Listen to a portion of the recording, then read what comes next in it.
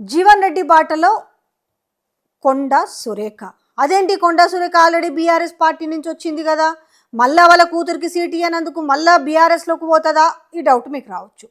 నేను జీవన్ రెడ్డి బాటలో అన్నాను కానీ అంటే మీన్స్ కాంగ్రెస్ పార్టీలో నుంచి బయటికి రావడం ఖాయము, బట్ ఎందులోకి పోతారనేది వాళ్ళ ఇష్టం. జనరల్గా టికెట్ల పంచాయతీ గురించి అనుకున్నది వాళ్ళ ఇంట్లో ఆ కావలసిన కుటుంబ సభ్యులకు వాళ్ళ ఆయనకు ఎమ్మెల్సీ అడగడం కావచ్చు, లేకపోతే వాళ్ళ కూతురికి ఎమ్మెల్యే టికెట్ కావచ్చు, కుదరదు అనడం వల్లనే అక్కడ హామీ ఇచ్చిరని చెప్పేసి వాళ్ళు కాంగ్రెస్ పార్టీలోకి వచ్చారు. సో కాంగ్రెస్ పార్టీలో కూడా ఆ కాస్త ఆశలు ఆవిరైపోయినాయి. ఆల్రెడీ మన ఎప్పుడు ఆమె ప్రకటించుకుంది కూడా, నా కూతురు రాజకీయాల్లోకి వస్తుందని చెప్పేసి. ఆమె కాదు కానీ ఆయన కొండా మురళి మాట్లాడిండు, కాబోయే ఎమ్మెల్యేగా చూస్తామని ఫ్లెక్సీలు చూసినాము. సో ఇదంతా అనుకున్నారు, ఓహో ఓకే నెక్స్ట్ పరకాల టికెట్ కొండా సుస్మితదే అనుకొని. కానీ ఇప్పుడు ఏమైంది, ఏకంగా రేవంత్ రెడ్డి ఆశల మీద నీళ్లు చల్లిండు. అంటే మరి ఇది వ్యక్తిగత కక్షణ, కానీ అయినా కూడా పాపం కదా కొండా సురేఖను ఆ రకంగా అవమానించడం ఎంతవరకు కరెక్టు? అరే రేవంత్ రెడ్డి చెప్పినట్టే కదా పాపం, ఆమె అయితే చెప్పినట్టే నడుచుకుంది కదా.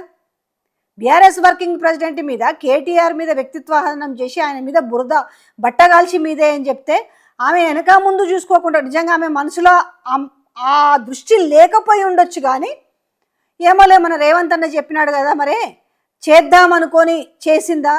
ఇంత చేసినప్పుడు కూడా దాని ఫలితం ఏముంది? సున్నానే కదా, సున్నానే కదా. పాపం కోర్టుకోవాల్సి వచ్చింది, క్షమాపణ చెప్పుకోవాల్సి వచ్చింది, ఇంత జరిగింది. దేని చేసి ఉంటుంది ఇంత? సరే రేవంత్ అన్న మా మీద దయ చూపిస్తాడేమో రేపు రాబోయే ఎలక్షన్లో, అంటే మళ్ళీ జనరల్ ఎలక్షన్ 28లో వస్తుందో 29లో వస్తుందో, నా బిడ్డకైతే పరకాల టికెట్ ఇస్తాడు అనుకుంటే, లేదు మళ్ళీ సిట్టింగ్కే మీరు ఖచ్చితంగా గెలిపియాలని చెప్పేసి ఆయన పోయి మాట్లాడిండంటే అర్థమైంది ఇక్కడ. అంటే దీన్ని బట్టి చూస్తే అసలు కొండా సురేఖ కూతురికి పక్కన పెడితే అసలు కాంగ్రెస్ పార్టీ నుంచి కొండా సురేఖకైనా టికెట్ దక్కుతుందా అనేది డౌట్గా ఉందనేసి ఈరోజు కాంగ్రెస్ కార్యకర్తలు మాట్లాడుకుంటున్నారు. అసలు రేవంత్ రెడ్డి హామీ ఇవ్వడం అనేది అదేమన్నా ఆయన సొంత పార్టీనా? ఒక జాతీయ పార్టీ.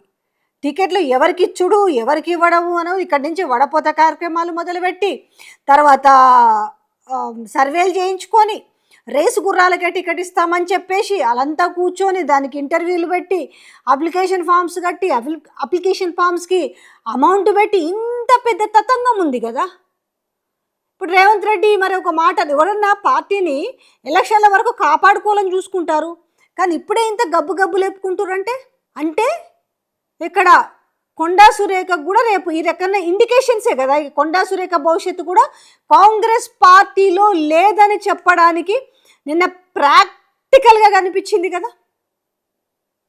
ఆమెనే అంతకుముందు ఏ రకంగా ఆమెని మంత్రి పదవి నుంచి తప్పించాలనే ప్రయత్నం చేసినా అది వర్కౌట్ కాలేదు.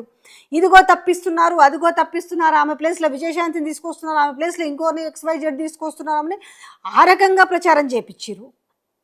ఇప్పుడు తీరా చూస్తేనేమో సరే అది రేపు ఎవరికి ఇస్తారు టికెట్, ఏం జరుగుతుంది, ఎట్లా ఉండబోతుంది రేపు పరిస్థితి, రాముడెవరో రాజెవరో రాముడెవరో అన్నట్టుగా ఏం తెలియదు. ఇంకా ఈ గాడిగా ఈడ్చి తంతున్నారు ప్రజలు. అవన్నీ మర్చిపోయి ఆడికి పోయేసి 100 కేసీఆర్లు వచ్చినా ఏం చేయరు, మళ్ళీ మీకు ఏం చేయరు అన్నప్పుడు భయం ఎందుకు? మరి కేసీఆర్ అంటే భయం ఎందుకు? ఏమి చేయరు, ఓకే ఆ పార్టీ పని అయిపోయిందని మీకు ఒక భ్రమలో బతుకుతున్నారు. మరి ఆ ఇమాజినేషన్లోనే ఉండొచ్చు కదా, మళ్ళీ ప్రతి చోట భయం ఎందుకు? ఆల్రెడీ సభలలో చూస్తున్నారు కదా, ఏడ చూసినా కూడా మీరు ఈడంగా స్పీచ్ ఇస్తుంటే ఆడంగా జై కేసీఆర్ అని మాట్లాడుతున్నారంటే ఆ భయం పట్టుకుందా? అంతా అయిపోయింది. అదే చెప్పినా కదా, మీ జాతకం తిరగబడ్డది, అయిపోయింది. మీరు అనుకున్న దాంట్లో మీ చేతులు దాటిపోయింది. అందుకనే కనీసం పార్టీని యూనిటీగా ఉంచుకునే పరిస్థితి కూడా ఎక్కడ కనపడతలేదు. కొండా సురేఖ కూడా జీవన్ రెడ్డి బాటలో అనంటే ఆమె పోతుందా, వాళ్ళు తీసుకుంటారా లేదా, కానీ దాని తర్వాత ఆమెను అవమానించిన తర్వాత ఇక్కడే ఉండాల్సినంత అవసరం ఆమెకు కూడా లేదు కదా. కూతురికి పక్కన పెడితే రేపు కనీసం మర్యాద కూడా లేదు కదా.